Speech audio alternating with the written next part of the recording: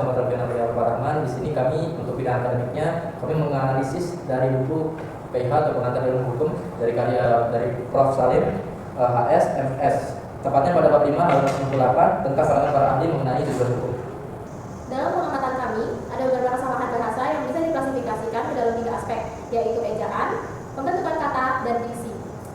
Untuk aspek ejaan, kami menemukan kesalahan pada kalimat terakhir pada halaman tersebut karena terpotong dan tidak lengkap. Kemungkinan besar ini terjadi karena kesalahan pada proses penyuntingan atau pencetakan. Nah, untuk aspek pembentukan kata, kami tidak menemukan kesalahan yang signifikan. Artinya tidak ada penggunaan imbuhan atau afiks yang salah di teks ini. Jadi, dari segi pembentukan kata, teksnya cukup baik. Selanjutnya kita akan bahas kesalahan pada pemilihan kata atau diksi yang ada di teks buku hukum tersebut. Jadi, di bagian ini kita menemui beberapa kesalahan yang cukup penting. Kesalahan pertama ada di bentuk pleonasme atau penggunaan kata berlebihan. Contohnya penggunaan kata di dalam. Padahal di awal paragraf cukup pakai dalam saja sudah jelas. Selain itu, frasa memuat tentang juga dianggap mubazir. Karena kata memuat di sana sendiri udah punya arti berisi. Kita bisa menulisnya menjadi seperti gambar ini. Lalu ada juga frasa peraturan perundangan dalam judul yang dianggap berlebihan karena kata perundangan sendiri sudah mencakup makna peraturan. Jadi bentuk baku yang diakui adalah berikut. Kesalahan berikutnya adalah pemilihan kata yang kurang tepat, seperti penggunaan kata bunyi pada frasa bunyi tujuan hukum. Dalam konteks hukum, kata yang lebih akurat seharusnya seperti berikut.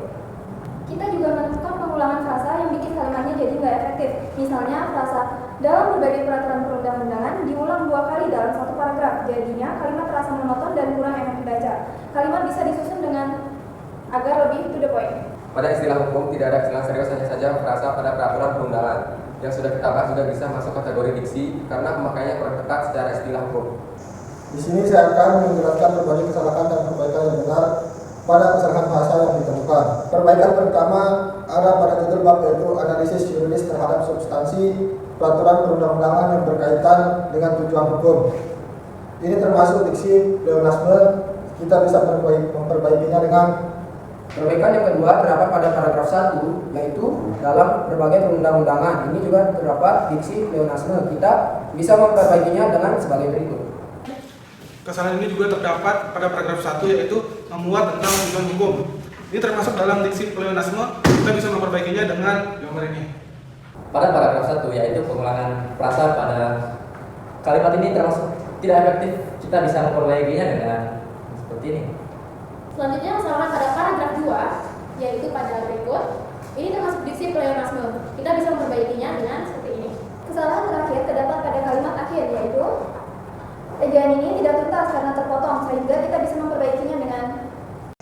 Kali ini pada bidang akademik, kita akan bahas analisis kesalahan dalam sebuah berita hukum, yaitu berita penyiaran DJD membuatkan hubungan 10 tahun lalu sebelum itu. kita analisis berita itu berdasarkan PBI, DJD, dan juga penamaran bacaan. Jadi kita cek mana kalimat yang kurang efektif dan gimana cara perbaikannya. Contoh 1, pengulangan kata. Nah, untuk contoh yang pertama yaitu pada kalimat menguatkan putusan pengadilan tingkat pertama yang menjatuhkan hukuman 10 tahun penjara kepada terdakwa kasus pelecehan seksual. Kalimat ini terlalu banyak pengulangan. Perbaikan jadi menguatkan putusan tingkat pertama yang menjatuhkan hukuman 10 tahun penjara terhadap terdakwa kasus pelecehan seksual lebih singkat dan jelas. Selanjutnya kesalahan kedua terdapat pada kalimat Kata perihal terasa kaku dan dimantara diulang 2 kali.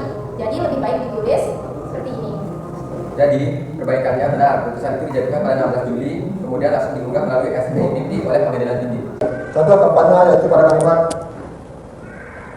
Bisa disingkat jadi sebagai tindak lanjut. Sebaliknya, takkan pihaknya berkewajiban menyampaikan putusan kepada terdakwa jaksa penuntut umum. Yang kelima itu urutan kurang natural. Pertama itu pada contoh kelima ini kesalahannya terdapat pada kalimat karena urutannya itu kurang enak. agar lebih baik kita bisa memperbaikinya dengan seperti ini. Kesalahan berikutnya terdapat pada kalimat berikut ini. Kata permintaan banding kurang tepat, jadi bisa diganti dengan. Contoh kalimat tidak efektif. Pada kesalahan berikutnya terdapat kalimat tidak efektif pada frasa. Dimintakan banding para pihak yang terdengar janggal. kita bisa memperbaikinya dengan. Jadi kesalahan diksi yang kami dapatkan dalam teks tersebut adalah kata perihal putusan. Kesalahannya kata perihal karena rasa kaku untuk konteks berita. Perbaikannya itu putus banding tersebut. Kata perihal terlalu formal dan tidak lazim di berita hukum. Jadi kesalahan pembentukan kata yang kami dapat dari teks ini yaitu memperbaiki. Kesalahannya itu pengetikan kata pada huruf E dan perbaikannya memperbaikinya. Jadi analisis yang kami dapat yaitu kesalahan dalam pembentukan kata kerja berhubungan me plus per plus baik plus kar. Dari kesimpulan dari teks non akademiknya itu dari hasil pembahasan tadi bisa disimpulkan kalau berita pengadilan NTB memuatkan hukuman 10 tahun harus buntung. Masih punya beberapa kesalahan bahasa yang bikin bacaan kurang enak dan agak kaku. Kesalahannya muncul di pilihan kata, cara menulis kata, dan aturan ejaan. Beberapa kata seperti perihal putusan atau permintaan banding terdengar terlalu resmi dan kurang pas buat berita hukum, jadi lebih baik diganti dengan kata yang lebih sederhana dan tepat. Selain itu, ada juga kesalahan kecil seperti pengetikan ganda, pemisahan kata yang salah, dan penggunaan kata yang tidak bagus seperti temuin yang seharusnya temukan. Secara umum, perbaikan bahasa ini bikin berita lebih jelas, efektif, dan enak dibaca. Intinya, biar tulisan tentang hukum tetap terasa serius, tapi tetap mudah dipahami pembaca. Pemilihan kata dan ketelitian menulis itu penting banget. Dengan demikian, analisis dan penyajian bahasa yang cermat adalah bagian tak terpisahkan dari penyusunan teks hukum yang berkualitas untuk menjamin kepastian, kejelasan, dan otoritas hukum itu sendiri. Kami dari kelompok 8 ingin undur diri dan mohon maaf jika ada salah kata yang tidak berkenan. Saya Eka Arya, Saya tidak tereksa. Saya Gede Arya Vedanta. Saya Muhammad Alfian Abdul Rahman. Saya Fadila Fausabila. Saya Anita Melasi. Saya Aufa Sultan Hawari. Kami dari kelompok 8. Terima kasih. Terima kasih. Kami undur diri. Yuk, kita siap.